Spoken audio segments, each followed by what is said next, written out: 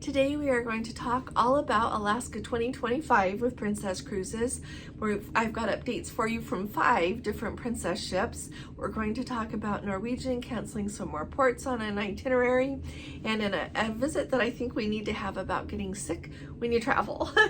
So let's go ahead and get started.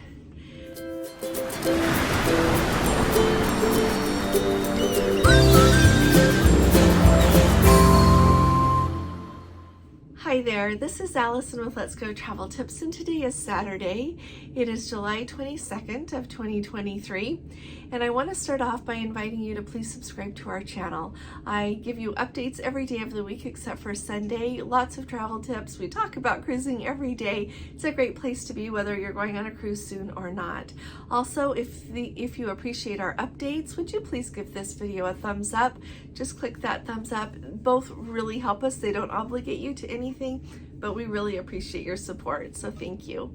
Now let's start off with Alaska 2025 with Princess. I think, looking at the itineraries and the ships they've got going, I feel like Princess is really trying to outdo themselves both on the cruises that they are offering and the cruise tours that they've got going.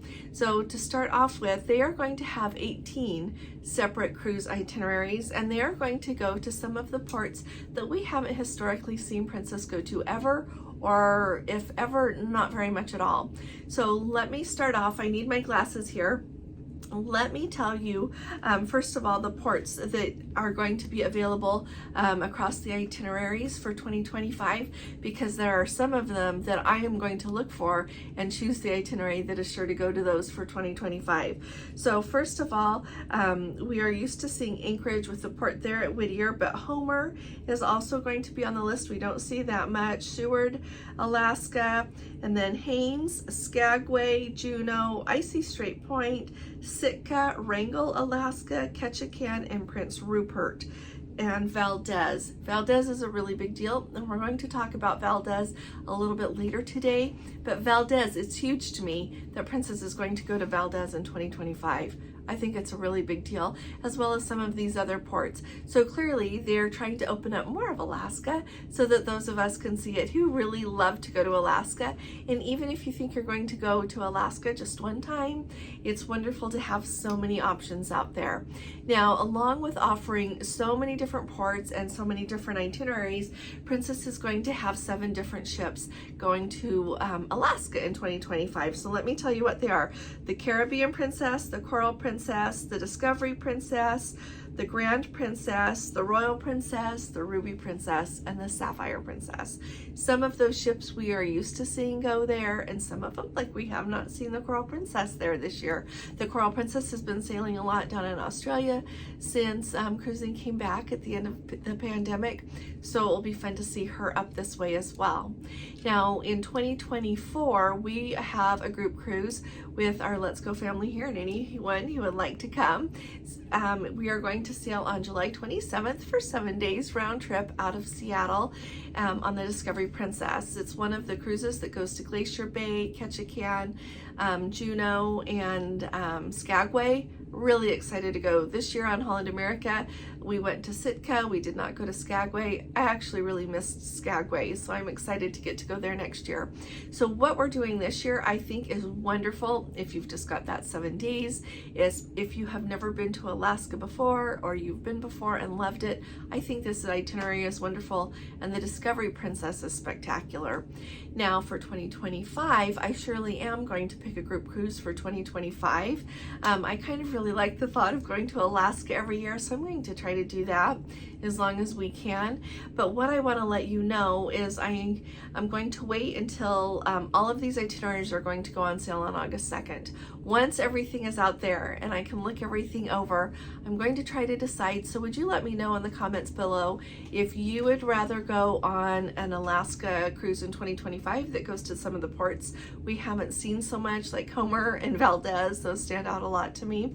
Also, you know, we have, Gordon and I were due to go to Icy Strait Point this year, but it was taken off of our Holland America itinerary. I would really like to go there as well. And so if you would like to see a cruise more with those ports, or if you want to see a cruise tour. All right, let me know what you're thinking, and I'll try to make up my mind. So anyway, I am so excited about Alaska. I think it's going to be great. Like I said, it goes on sale on August 2nd. So if you are really particular about maybe which itinerary you're going to want and which cabin on the ship you get, be ready to jump on that. And if you need help with it, I'll be home. We're going to be home. We're going to get home next Wednesday, and I'll be available if you would like some help with that. I am really excited for Alaska 2025. Today I was in the salon getting my hair done, and the gentleman who was doing my hair shared with me how much he loved going to Alaska last year and everything that he got to see, and just how much he loves Alaska. And he's so sweet. He's like, "Do you like Alaska?" And I'm like, "Oh my, yes." And so we had a really nice conversation about Alaska. So anyway, that's what's coming 2025. In addition to thinking about all of the cruises, the cruise tours are a really big deal with Princess as well. I would say that the leaders, it's not even just my opinion, it's really across the industry. The very best to go with for your cruise tours, Holland America and Princess lead the way. If I wasn't going with Holland America or Princess, I would go with Celebrity, okay?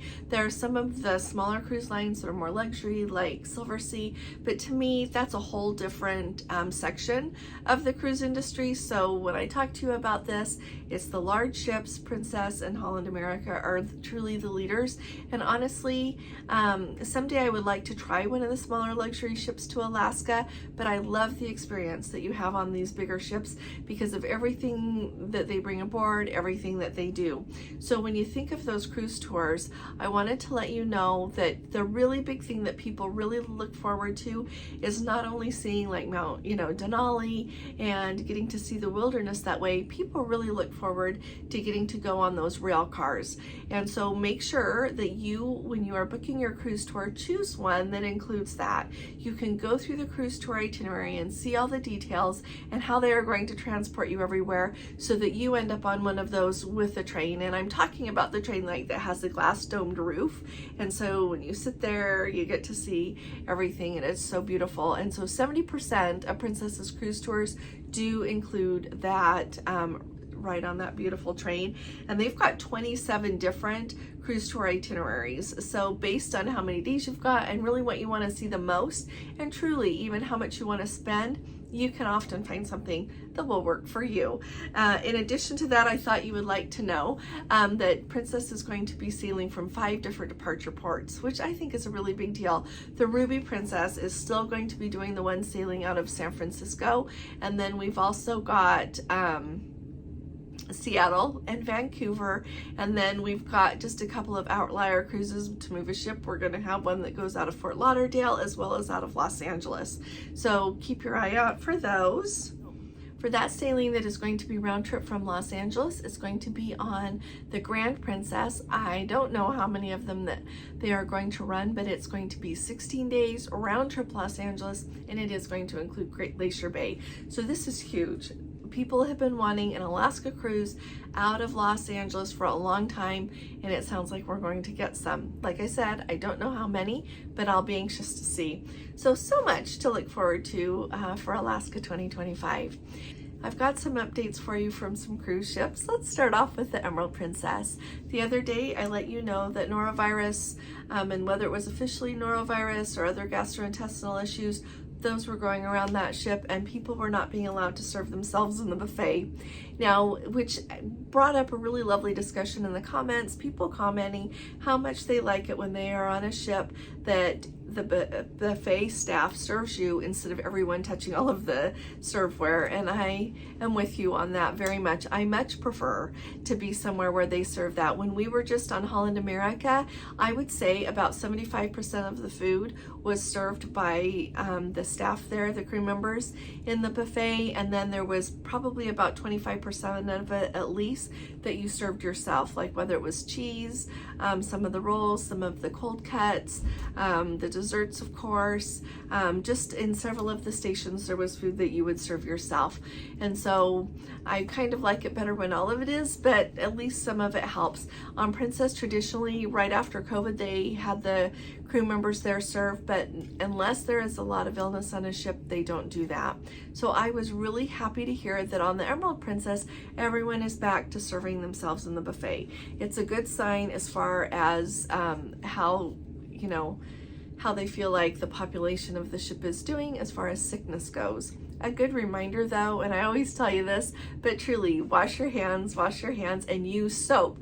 Today we went to the buffet for lunchtime and there was a crew member there, often there is, and he was pointing to the hand wash station there, and they have 3 sinks along each side as you enter the buffet here on the Island Princess.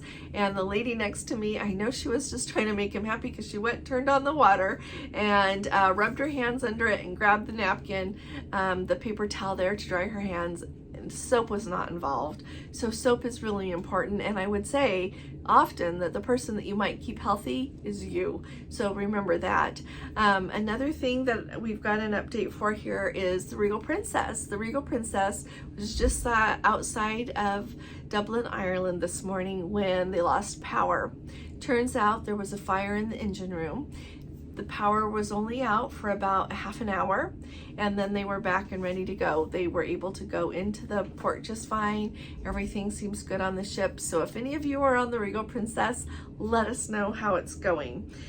Really an important thing to remember, we had a Let's Go family member who told me this a long time ago, and I'd kind of forgotten about it, but they had been on 3 different cruises that had lost power for whatever reason. And she said, don't flush the toilet if you are on a ship and power has been lost, because if it affects the vacuum system of the toilets and you flush your toilet, it might open up the system enough so that toilets on the decks above you might drain down into yours and cause a big mess. So there's just a helpful tip. If you're on a cruise and the power's out, don't flush the toilet. Finally, the Coral Princess. The Coral Princess right now is approaching Glasgow, Scotland. Why am I telling you this? It's because we are on our way to the exact same place. Today we are in between Reykjavik, Iceland, where we left last night, and then we've got these 2 sea days on our way to Greenock there, which is the port right next to Glasgow, Scotland, and we are so excited to get to go. And so today is Saturday, tomorrow Sunday is another sea day, and on Monday we will be there. So if I am right, I think we just missed the Coral Princess by a day. So it's just kind of fun to know where she is. When we were sailing on the Coral Princess going north up the coast of Chile on our way to the port there for Santiago, it's called Valparaiso, is the name of that port. As we were on our way there the night, I believe it was before we arrived in the port the next morning, the Island Princess passed us on her way going south along the coast of Chile. So we will put that picture of her right here for you to see. It was beautiful out, and in fact the footage that we sometimes show at the end of our lives is footage from that from the ocean close there. So it's just beautiful. Thought that was kind of fun. And then the Caribbean Princess is being late arriving into Fort Lauderdale. This thing of the time change throws me off a little bit, but the Caribbean Princess is late coming into Fort Lauderdale because as they were going to leave the Dominican Republic, there were high winds, and so their departure was delayed. The main reason that I'm telling you this, other than the fact that it's nice to know what's going on with everything, is to me, my first thought was, oh, it's a good reminder to not book your flight too close to when you get into port. I know that sometimes, and we're included in this, you look at the flight schedules and you're either going to leave, earlier in the morning, closer to, getting into port and then hurrying over to the airport, or else you're not going to be able to leave. The direct flight from Salt Lake, in fact, out of Fort Lauderdale doesn't leave until like 6 at night. And we just stick with that because it gives us the whole day to be late, but we also appreciate that it's nonstop. So when you're booking your flights at the end of your cruise, I would allow some wiggle room. I know sometimes that's not possible and we all have to run for it, but if it's possible to allow some wiggle room and to go a little bit later in the afternoon, I would always choose that. the next thing, we need to talk about Norwegian. So Norwegian, you might remember me telling you this, like I think it was around the beginning of June, so not late in the cruise season in Alaska at all. Norwegian announced that they were canceling all of their calls in the port of Valdez, Alaska. And the people there in Valdez, Alaska, you read their newspaper and it was hard on them. They had planned on having cruise passengers visit their town all summer long. It is really a boon when they have the tourism dollar come, and then Norwegian just canceled and they did not give a reason. I personally think, and this is just me, but I'm wondering if it was a cost-cutting measure to save money on gas on the ship, because when you look at the map, that thought occurred to me. They would have to travel farther to be able to visit that port, and Norwegian is canceling ports. So we've got Let's Go family members who are going on the Norwegian Prima this next week out of Reykjavik, Iceland, and they, before they even go on their cruise, have had 2 ports canceled.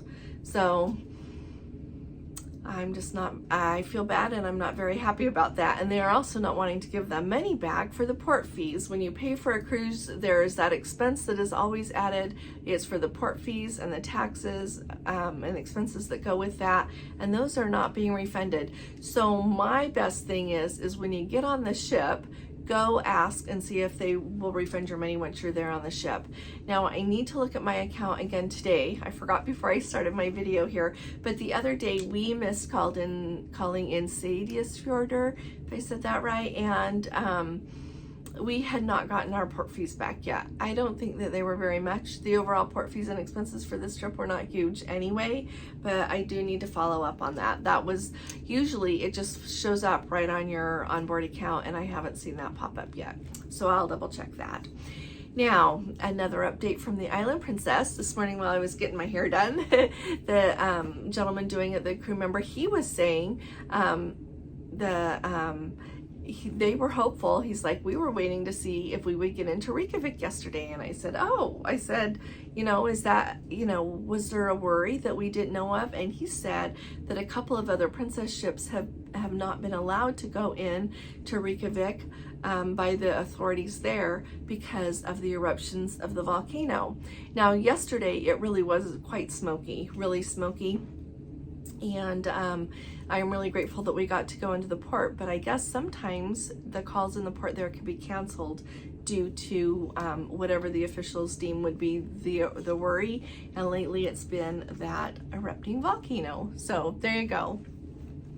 Finally, I wanted to talk to you about this, and it just keeps formulating and going around in my mind, so I thought I would bring it up and get your input on it. Now, clearly, Gordon and I read through a lot of comments on a lot of different Facebook groups and in a lot of different forums, just seeing what people are thinking about cruising, how things are going, you know, just to kind of see what's the story everywhere. And one thing that keeps coming up really often to me is that people will go on a cruise, and every time they go on a cruise and they catch COVID or they catch a cold or whatever is wrong, they always assume that they caught it on the cruise ship. I see that really often. I shouldn't say always. There's a lot of people I think that don't, and maybe they don't even comment, but a lot of people will say, I went on a cruise and I caught COVID on the ship. And I remember before COVID would happen, often, you know, we would fly to visit my parents when the children were growing up, or fly otherwise, and often we would come home and in a few days we would end up with a cold or something like that, and I just figured we got it on the plane or at some point during our travels, but it was never a big deal to me. I always, you know, you just get better and move on. But lately, so often, and I see it in news reports that, you know, we've got COVID outbreaking on a ship and whatever, all these different things. And I kind of wonder why it is, if we catch COVID at any time during our travels when we're on a cruise, we assume it's on the ship. And maybe it seems like that to me a lot more than is true, just based on what I read. But I wanted to know what you all think. I am at the point in my life that I just want to travel, and I hope that I don't get sick, but if I get sick, that's just a choice I make and a risk I take by wanting to go somewhere. When I'm at home, I go to church, I go to work, I go to the grocery store, I go to Walmart, I go other places, I associate with other people, and I know that I could get sick in any of those places, but it's important to me to be able to do those things, and so I do it. So would all of you, I don't know, if you would like to join me as we visit about this, and like, what is it that has changed in our society since COVID happened? Before the pandemic, I feel like if we ever traveled and got sick, we weren't automatically thinking we caught it on the ship, or that we weren't vocal about if we, you know, heard someone coughing on the flight the whole way home and then we ended up with a cold and a cough. It didn't seem to matter so much, and now it seems to be a bigger deal, so much just in common discourse on Facebook groups and a lot of places. So tell me what you think, and let's have a talk about it. And I really look forward to hearing what you all think and how things have changed that way. I think it is something that has changed, and I don't know that we're going to go back. I feel like I've gone back in that I'm not worrying about it. I'm just going where I want to go, and if I get sick, to me it doesn't matter where I got it. I just need to get better. So tell me what you think below. I'll look forward to your comments. If you have any questions, oh, and then today is just a sea day here on the Island Princess. We've had a wonderful time. Gordon actually went swimming. The pools were filled up again, and so in the covered pool area, it's really chilly out on the pool that is not covered, but in the covered pool area, he went swimming, had a lovely time. I saw people using the pool, the hot tubs. They've had some good, they've had an enrichment this morning. They had another port talk about where we are going in Scotland, and everyone seems to just really be enjoying their day. So if you've got any questions, just let me know, and I will be talking to you all again really soon. You all take really good care. God bless you. Love you. Bye-bye.